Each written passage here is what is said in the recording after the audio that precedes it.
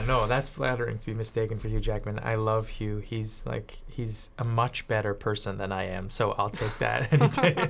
Mondo Fox, siamo a Roma, all'ASI, l'Agenzia Spaziale Italiana, per la presentazione del film che vedete alle mie spalle, ovvero Life, non oltrepassare il limite. Ma prima di venire qui a Roma e di seguire il panel Vita su Marte, abbiamo intervistato i protagonisti del film, ovvero Rebecca Ferguson e Jake Gyllenhaal.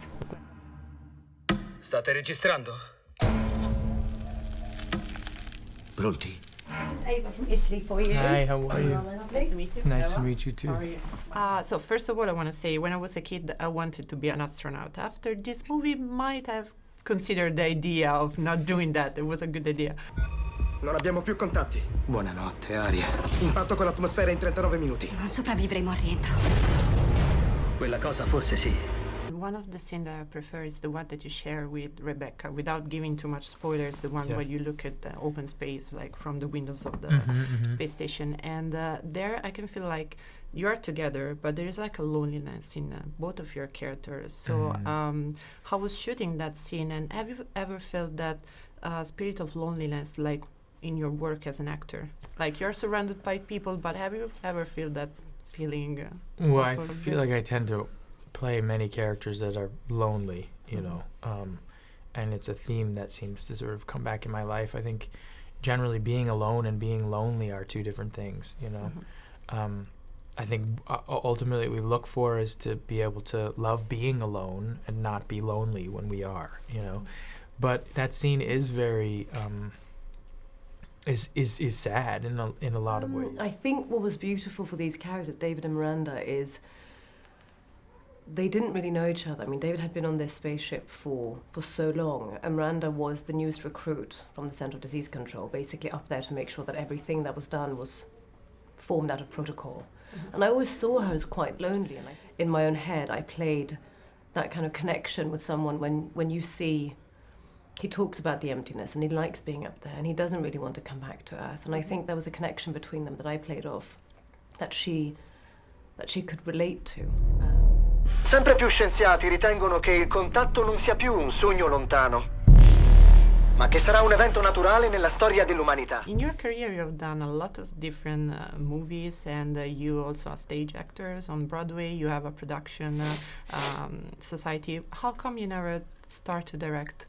I mean, you have like a lot of experience. You can actually do that and have a original point of view on directing. I am headed in that direction, yeah. I mean, I do love storytelling on the grander sort of scheme of storytelling, and it's always been. I am just still trying to learn. You know, I think I have sort of gathered a wealth of information from the people I've worked with, from the experiences I've had, and for me, the logical step is that, you know, and I would love to be a part of making my own film, and hopefully one day soon that will happen. One funny things that I discovered while I was studying for this interview is that people like confused you for Hugh Jackman when you were close to Ryan Reynolds. I don't know, maybe due to the beard. I don't know. When?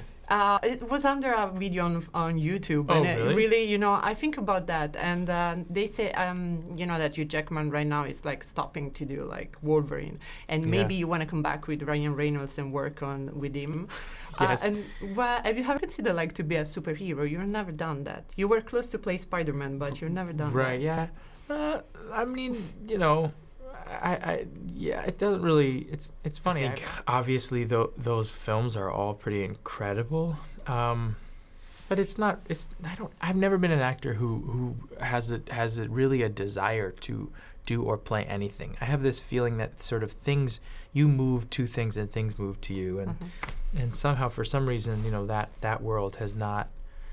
I've not been in that orbit, you know. Since the fact that someone mistaking you for Hugh Jackman, maybe it's a sign that you have to, you know, start to do that. Yeah, no, that's flattering to be mistaken for Hugh Jackman. I love Hugh. He's a much better person than I am, so I'll take that any day.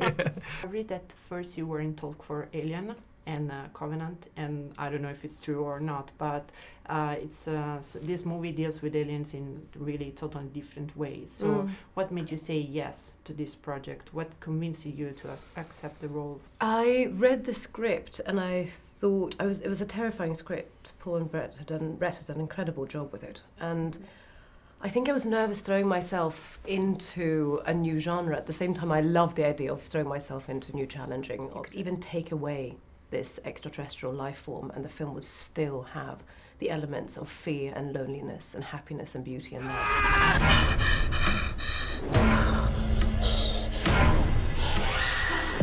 Che sta succedendo?